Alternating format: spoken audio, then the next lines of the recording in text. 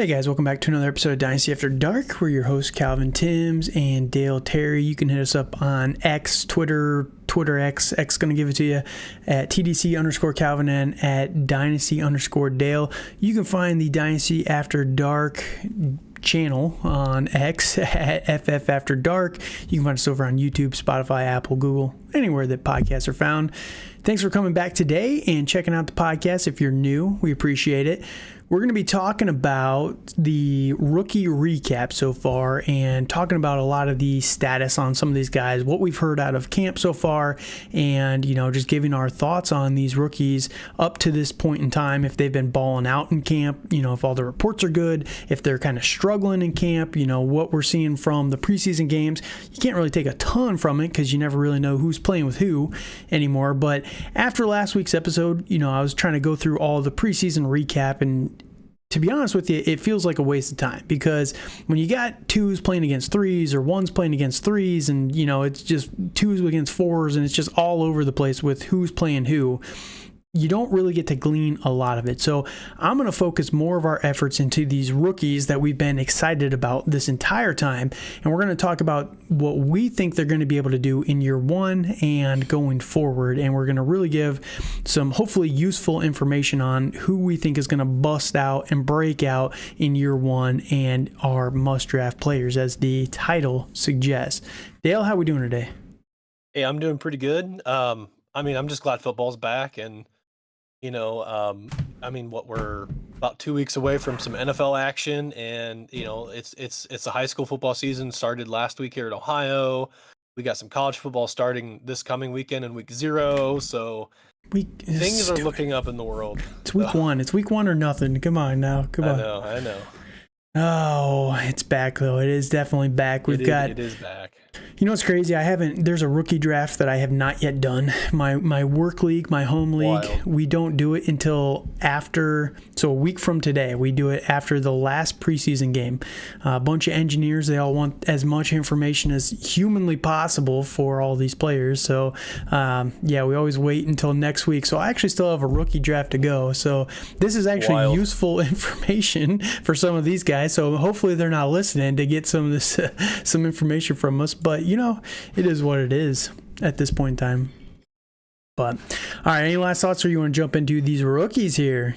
Start talking them up. Let's go ahead and jump into it. All right, we're going to go through and we're going to talk about guys that we had on our original rankings, our final rankings, and kind of we'll mention a few other guys that weren't on that initial list that we need to keep an eye on here moving forward. But we're going to start right here at the top with Anthony Richardson, quarterback for the Indianapolis Colts. He was named starter just this last week. He came into this last game and actually played a little bit of time. Didn't play a ton, but had 12 passing attempts, 67 yards. He looked decent, but he did also throw a pick. They didn't have a lot of these starter weapons out there. They had a few of them, but we always knew that Anthony Richardson was going to be a little bit more of a project. Now, the big hit potentially is the news that came out today about Jonathan Taylor potentially seeking a trade, and the Dolphins, your team, is potentially interested. I love that. I would love that for fantasy football. But what are we hearing, and what are we thinking about Anthony Richardson? Has this changed our thoughts? He did look a little rough in that first game, but I do love that he's trying to move the ball like we always wanted him to be. If he can use that plus his legs, I think Anthony Richardson could still be very, very good. Yeah, no, I agree with that. I'm not worried about anything. I'm not worried about any preseason with him because the more reps he gets, the better. He was always going to be the starter once he was drafted. Mm-hmm. I didn't really see. I could have seen Gardner maybe having the first couple weeks, just to have Richardson learn a little bit. But sure, I think it's better that Steichen went ahead and named Richardson it's a starter. It's a given that bout of confidence. It's to go in there and to be fearless and to not really worry about what's going to happen. He just needs to learn and grow. So right, I'm not worried about it. Long-term dynasty, I'm worried, but in the next couple years, I think he's going to really. I think he has the potential to ball out and to be a potential league winner. Yeah, honestly. for sure. And And he's someone that, again, most of it was always predicated on his rushing ability. He did have 2 design runs in this game, so you like to see that. And I think that once they actually get into the actual playbook in season, we're going to see a lot more of those design runs and what he can really do as an athlete. So Anthony Richardson, it's all kind of just as we expected, so there's nothing really crazy for him there. The next guy is a little bit more hit or miss, right? CJ Stroud, the number 2 on our board. He's still number 2 for me, and the reason why is, coming out of camp, he's been pretty good. Camp is always made to favor these quarterbacks, right? You're not going to completely throw your quarterback out to dry, in a training camp. You want your team to support the guy and make him look good and feel confident and everything like that. It's the games where he's got to establish that. Now, in week 1 against the New England Patriots defense, he only had 2 of 4 for 13 and a pick. Bill Belichick just absolutely wrecks all rookies regardless, so I'm not going to take too much out of that. This last week, he was a little bit better. 7 of 12 for 60 yards, no picks, no interceptions. He had a rush, for -1 yard. He's not really doing much with his legs right now anyway, but some of the throws that he made against the Dolphins this last week in preseason go on to show you how accurate this guy is going to be and how good he's going to be. And this is why I still love CJ Stroud. And we'll talk about him according to the next guy, right, when we get to Bryce Young here. But I'm still going CJ Stroud over Bryce Young personally, all day, every day. And what do you think about CJ so far through 2 weeks? Yeah. I'm pretty impressed with Stroud so far. He's shown that he's able to do everything that he was scouted to be. I will say that there's a lot of Twitter pundits that are out there that have this one specific play where the wide receiver didn't cut the correct way and CJ just missed him. He just plain missed him. Right. And that's going to take. That's going to take time and building that relationship with that receiver and the offense to really hit those. And I'm not worried about it. If the wide receiver did what he probably should have done, it would have been 6. Right. So, I'm not worried about it. I like my quarterbacks to have that it's to have that precision and to be able to feel free in the pocket and stuff like that. So I'm not worried about Stroud. There's going to be a lot of growing pains down in Houston, a lot. So I think we need to have monitored expectations. Especially in year 1, right? He's coming in. Yes. He's the starter. He was named starter day 1. So I think that. You look at his matchups too this year, and he does have a nasty. It's a very tough, in my opinion, strength of schedule from a defensive side of the ball. I mean, you've got the Colts twice, you've got the Ravens, you've got the Jaguars, who are okay, they're a little bit softer, but the Steelers, the Falcons, the Saints, the Panthers, the Bucks, all those defenses are very, very good. You've got the Bengals in there as well. You've got the Broncos, the Titans twice, the Jets, and the Browns. It's pretty tough. Yeah, it's going to be a very slow year for CJ Stroud. It's going to be a very good year to learn, but I do think that he's going to have a lot of potential, and I'm still high on him. Just like I said, based on those precision accurate throws he was showing in some of his throws. I fully agree with that. And then I saw this quote from Micah Parsons the other day that basically says that we are holding these quarterbacks and these these highly drafted rookie players at this absurd standard. It takes a long time to really. It used to be 3 years, right? Yes, yeah. It's to be in the NFL and be play ready. It's for I can't remember his name. I lost his name. But for Micah Parsons, like he said, he played the Bucks his first game, and Tom Brady lit him up, right? And just knew all of his weaknesses and knew he was a rookie and knew how he's going to play, and it takes time to it takes time to get used to the NFL speed and Yeah, and to learn it, right? And to know what you're going to do. Yeah, especially there's a lot to learn and there's a learning curve for sure. So let's go into our third quarterback here. And this was always the tier gap between this guy and the other guys. Yeah. Most of the consensus did not see it that way, and that's why we were ahead of the curve, I think, personally, on Bryce Young. Yeah. But Bryce Young through 2 weeks, man, I'm worried about this guy. He is going to get absolutely wrecked. I know that it says, if you go and look at the stats, I have no idea how this stuff is calculated. Through 2 weeks, he has 2 sacks. He has been hit in the backfield on like 60% of his attempts so far. He had in week 1 6 attempts, 4 of 6 for 21. Not really that great. He had a sack on that in those 6 plays. In week 2, he was 3 of 6 for 35 yards, a little bit better, but he was also sacked in that week. But in 12 attempts, passing attempts, he was pressured or touched on about 60% of those, which is crazy. That offensive line is terrible. It is absolutely terrible. The weapons are not great here, and I think it's going to be a very rough year for Bryce Young, and this is why we were always down on him personally for fantasy football specifically. Any change in your mind on Bryce Young, or am I being too harsh? I feel you've always been pretty harsh on Bryce Young. Again, like he's gonna have his rookie lumps. It's this line in Carolina is very young, and with the I think he's a second or third year player. It's Ikem Ekwonu. Ekwonu. Yeah. Like he is not helping him at all. He was better last year, but yeah, he's been getting lit up early this camp. He's been getting lit up, and that's going to be a problem with it's with the whole team as a whole. Right. If this guy can't get it together, like I think he was drafted in the top 10 a couple years ago.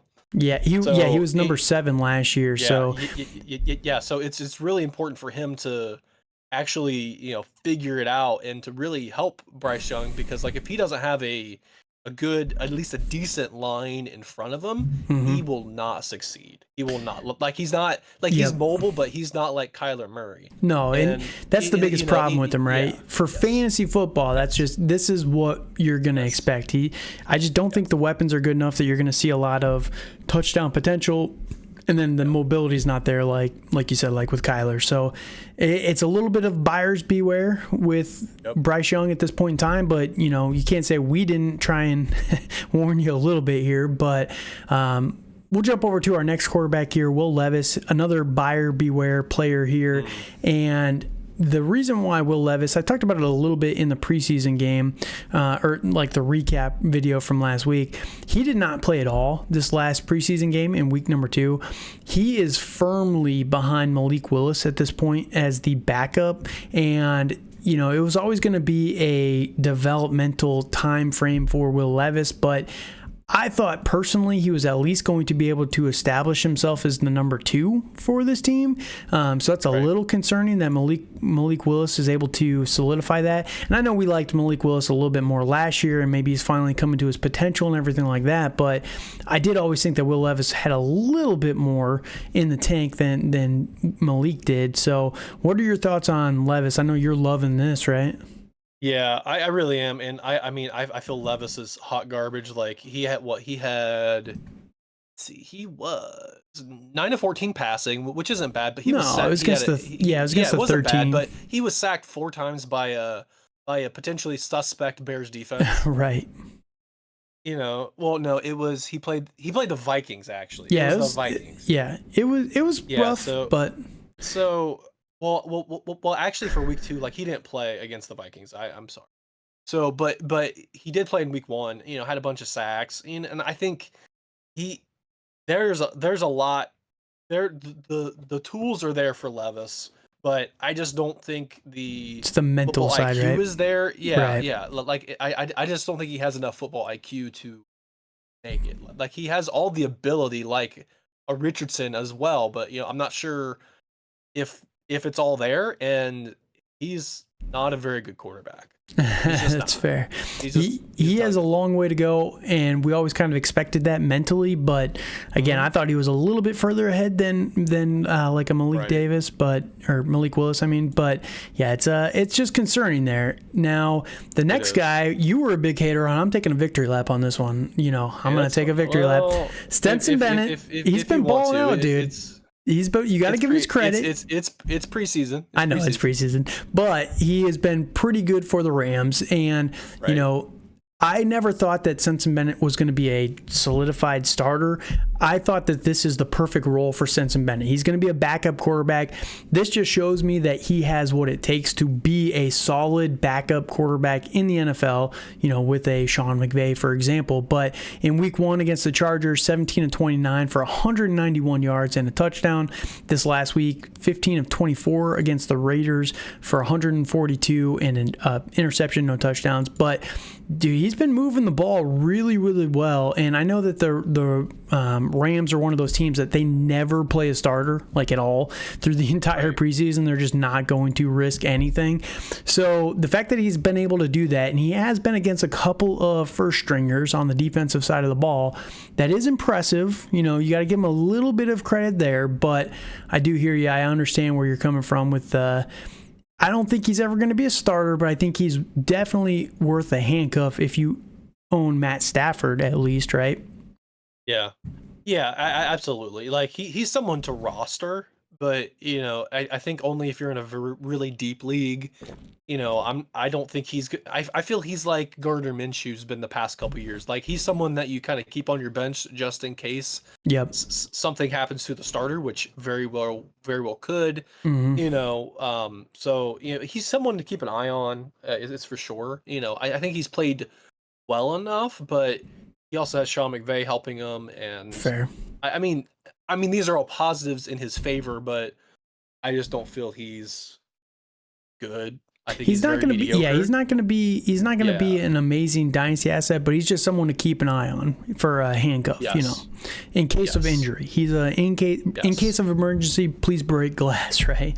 That's what we're kind of thinking with him. 100%.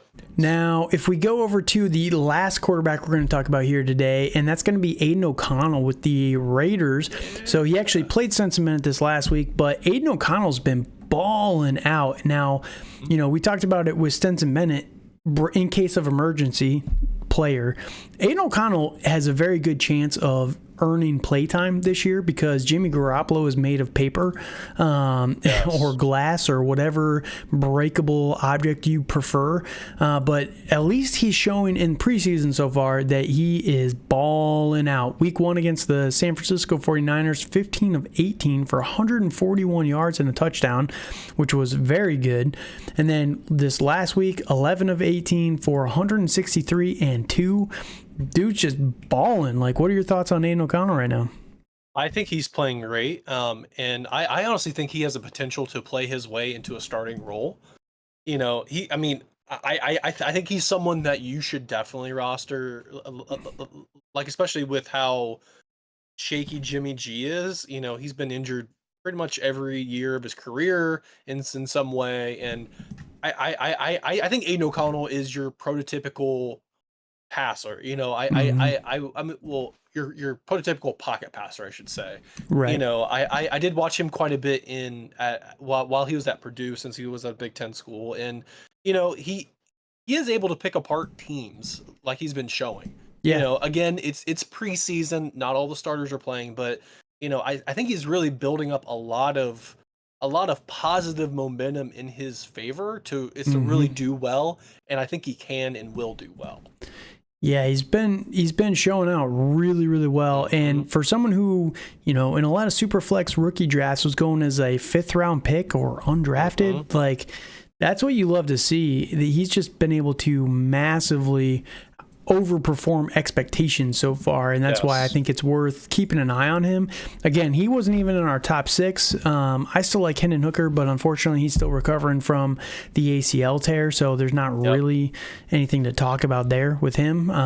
We never expected to see him on the field this year, but I think that he's going to be a good player, man. I really, really do. So Let's jump over to some of the running backs here, and we'll kind of talk about these guys a little bit.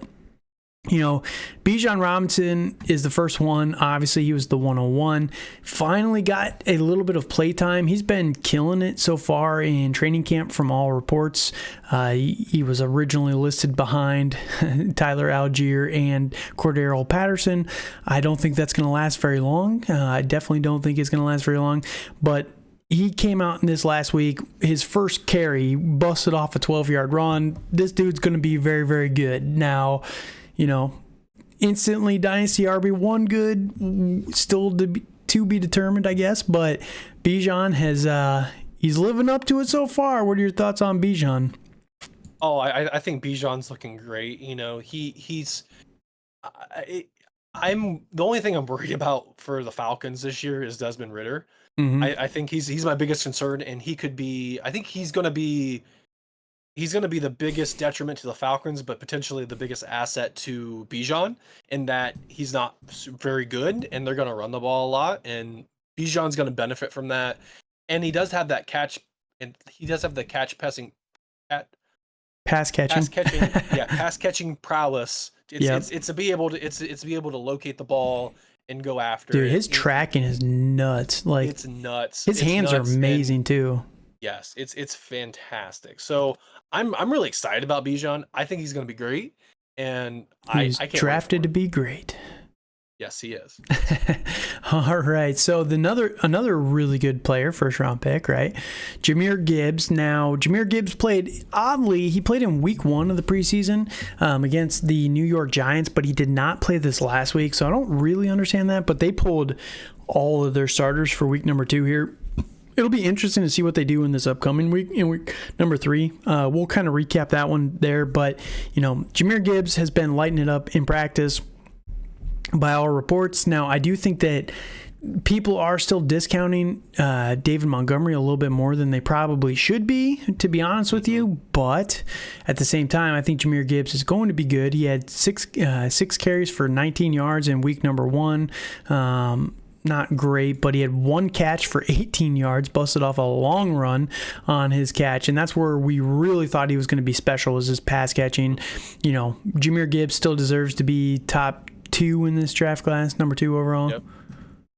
Yep. Yeah, no, 100%. I think he's really cemented himself. I think he's been hyped up quite a bit, and he's in. I think this. I think Dan Campbell and Ben Johnson really wanted this player, and he's just going to play out of his mind this year. Yeah, definitely has the opportunity for that. Now, the third guy on our list originally was New Orleans Saints running back Kendre Miller. Now, Kendre Miller, he's gotten a little bit banged up in camp. He had the knee injury, unfortunately. He played in week 1. Didn't do a lot that first week. They kind of put him down the depth chart a little bit. He had 4 carries for 5 yards, 1 catch for 1 yard, so not great. But this last week is where he really started to put a little bit more, showed that the knee is not as much of a concern as people maybe thought. They're going to look at this. The box score hunters are going to say, oh, he only had 10 carries for 23 yards. That's terrible. 2.3 average, get that out of here. But, he did have a touchdown. They didn't really utilize him very much in that game. And, it's his hands that are the biggest threat. He had 3 catches on 3 targets for 36 yards. He is going to be a massive threat in the receiving game, which is why we loved him originally. What are your thoughts on Kendre? Is he still the number 3 for us? I would say he's kind of like 3A. I feel there's 2 or 3 guys that are kind of at that 3 spot for me now. Okay. It's to be honest, and I think I would say he's at least in my top 5. Okay. Still, I kind of feel with him having that injury that we really haven't been able to see him at his best. Okay. But he played last night, and they played against the Chargers, and he had a lot of spectacular catches. Yeah. And yes. and showed a lot of that pass catching playmaking ability that he has. Mm-hmm. And that's really exciting, and I feel that's going to help Derek Carr because he's not really one to throw it deep. Yeah. I can see him checking down to Kendre Miller a lot, and I am here for it. I'm excited about it. Yep. Let's go. Yep, I'm with you there. He's someone that's going to be very good once he gets that playtime. Now, Alvin Kamara is going to be back after his suspension, so you got to worry about that a little bit. But, dude, I think he's going to be a very special player, like you just mentioned. Tajay Spears was our number 4 going into that was our final rookie ranking. Tajay, he's looked good in the preseason, man, and I've heard good reports out of camp. Week number 1, he had 6 carries for 32 yards, just busting off big runs. That's what this guy does. He's very, very explosive. I think he's a very good complement to Derrick Henry. We'll see what the usage actually is in season, though. That's the only concern I have for Tajay Spears so far. He did have 1 catch for 4 yards in week number 1 as well. Now, this last week, he had 1 catch for 3 yards, but 7 carries for 57 yards and a touchdown, busted off a long touchdown run. Again, just very explosive player. He's still up there in the top 5 for me. There's another player we're going to talk about here very shortly who I would probably elevate into my top 3 here. But what are your thoughts on Tajay so far? I think he's done a lot of things to make himself, to propel himself. I'm just worried about him not having ACLs. Yeah, that's the only thing that worries me. If he can play through it, man. Like I know that it's possible. And he's looked electric. I've always been really high on Tajay Spears. Yeah. I just think he has that competitor in him, and that goes a long way in the NFL. And hopefully that propels him to a longer career than what is projected for him. So. I'm really excited for Spears. I think he's really cemented himself as the number 2 guy behind Derrick Henry, and I think he's poised to take over for Henry next year potentially. Yeah, and I think you're right. I think that, once, maybe not next year, Derrick Henry's kind of a freak of nature. I think he might be around for a couple more seasons, but I think that once that decline kind of starts to happen, Tajay is going to be set up pretty well, in my opinion. Now, the guy that I want to talk about, he was originally our running back number 7, our final running back number 7, and this is the guy that has vaulted up into the top 5 for me. Tank Bigsby with the Jacksonville Jaguars. I want to talk about him now because he would probably be my 4. I'd still want Kendre Miller over Tank Bigsby, but it's very close. I did not have the guts to put him higher. I came out with a video a couple months ago, ETN versus Tank Bigsby, and giving our thoughts there. And Tank Bigsby is someone that has balled out. 9 carries for 52 yards. He's been a nasty weapon through the passing game, through all of camp. All of his coaches have nonstop given him praise. He didn't have any catches in that first game, but this last week he popped off 13 for 70, no touchdowns yet. He's gonna eventually break that. 1 catch for -2 yards, but dude, they are just absolutely loving him for the pass catching work and all of that down there in camp. Yeah, no, I'm loving it, and I think he has the potential to really cement himself into a starting role. I wouldn't be shocked. I mean, I know, but like Doug Peterson's never really been a one running back head coach, right. And I can see them being a running back by committee, and that's what a lot of teams have done. In the past couple seasons, like there's been a lot of teams that have gotten 2 or 3 really good running backs that are fantasy relevant, and I really think Tank can and will be fantasy relevant. I would project towards the end of this year. So like if you're in a redraft league, like I really think he can be a league winner this year, because I'm a little bit worried about Travis Etienne's longevity. I'm just worried about his usage, in the goal line sets, in short and third and short sets. And stuff like that. So if Bigsby gets the majority of those, I would lean Bigsby over ETN. Yes, I'm with you 100% there. Yeah, we'll see. There's no ties from his coaching staff to Travis Etienne, so just something to keep in mind. I didn't have the guts to say that that Tank Bigsby could take over the starter's role, but man, he's been balling out. It's going to be tough. It's going to be tough to solidify that if you're Travis Etienne. Now, the original number 5, I still think that, he feels like he should still be top 5. Zach Charbonnet, week number 1, 4-14. He's been very good in camp. Now, Kenneth Walker's had the groin injury, so he's missing some time. Maybe that's all it needs for Zach Charbonnet to solidify himself as the number 1 option for this team. But I do still think that once Kenneth Walker comes back, it's going to be his job to lose for this team. That's just kind of how Pete Carroll operates, and as someone who was very frustrated with Rashad Penny for many, many years because of the Pete Carroll usage, that's just how it seems to go. So Zach Charbonnet had 2 catches for 14 yards, though, in that first preseason game. This last week, he played yesterday, three carries for 31 yards, busted off a 29-yard run. You'll love to see that. That's kind of what his boom type of play style is. Had 1 catch as well for 1 yard. So I think he's a good player. I still kind of have a little bit of risk.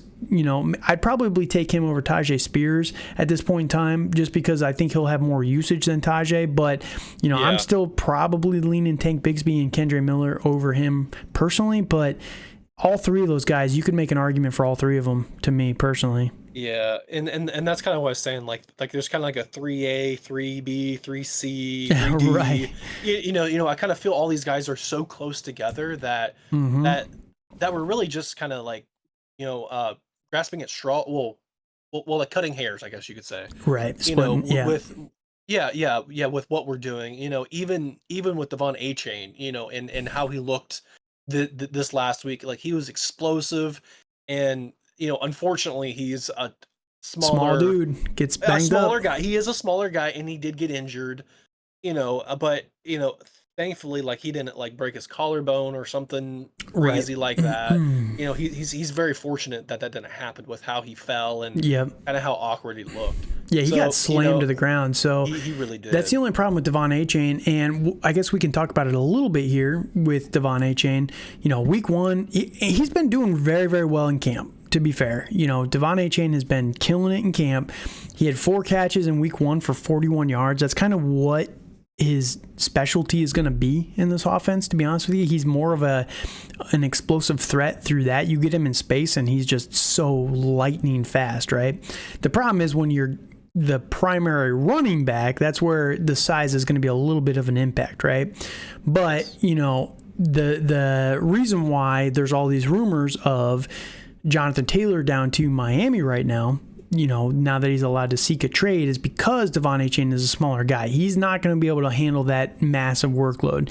You've got Raheem Mostert, who's 30 years old. He's older than dirt.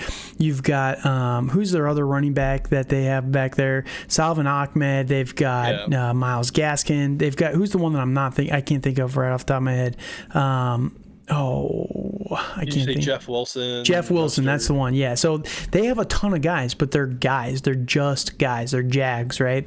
Now, Devon Achane might be the most explosive of the guys, but I think that Jonathan Taylor is the reason why he's being linked is he's such a difference maker, for a team like this. And that's the only risk I think with Devon Achane is, 1, the size, and 2, if, for example, they were to bring in a Jonathan Taylor, that's scary for his dynasty value. Yeah, it is. So, and then another guy that I liked, which you're not in, is another smaller guy, like with Deuce Vaughn and what he's been doing. I don't think he's not gonna be fantasy relevant, but I think if you are in a best ball league, I think he could be a sneaky guy that you pick up towards the end of your draft. That's going to do something. Yeah, the only thing that's scary with him is he's doing it against like third stringers, and he's very explosive. I don't care. I don't care. It is awesome to see. It's awesome to see his child really do well. Right. Amongst men, I guess you could say. Yeah, that's true. A couple other guys I really wanted to touch on briefly here. Roschon Johnson was a guy that we were a little bit higher on. Maybe he's kind of risen over the offseason. Maybe we can release a final final end of preseason rookie rankings, because I think some people have changed on this board a little bit. Roschon was our number 12 guy. We had guys like Zach Evans and Chase Brown above him. I would confidently take Roschon Johnson over both of those guys right now. Sean Tucker too. So maybe we can do, we did a post-draft final rookie rankings. Maybe we'll do here in just a couple weeks a final, preseason rookie rankings. But Roschon Johnson's been balling out so far.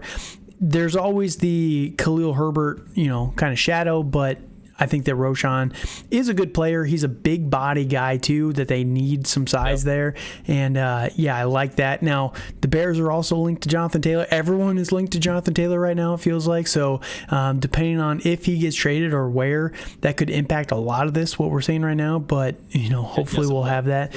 But just wanted to mention Roschon Johnson. The other guy I wanted to talk about, Israel Abanikanda. He's been balling out for the Jets, but he did get a pretty serious knee injury this last week. He's going to miss a little bit of time, and I think that that's a little concerning, especially when they added Dalvin Cook. They've got Breece Hall coming back, and, I always wanted to see more from Israel Abanikanda, but unfortunately just did not, he's going to be buried, and that's the only downside for him.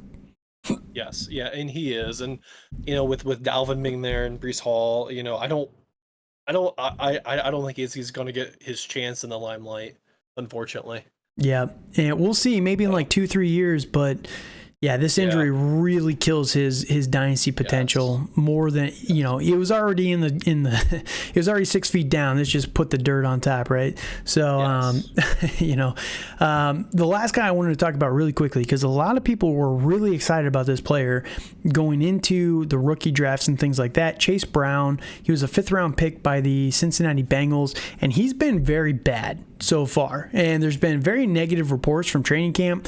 He's getting outplayed by Chris Evans on the team. He's not even the backup to Joe Mixon, and I know a lot of people thought he was going to come in and instantly be the backup, and he's not playing very well right now. He can always kind of get it together, but Chase Brown is not the pass catching guy.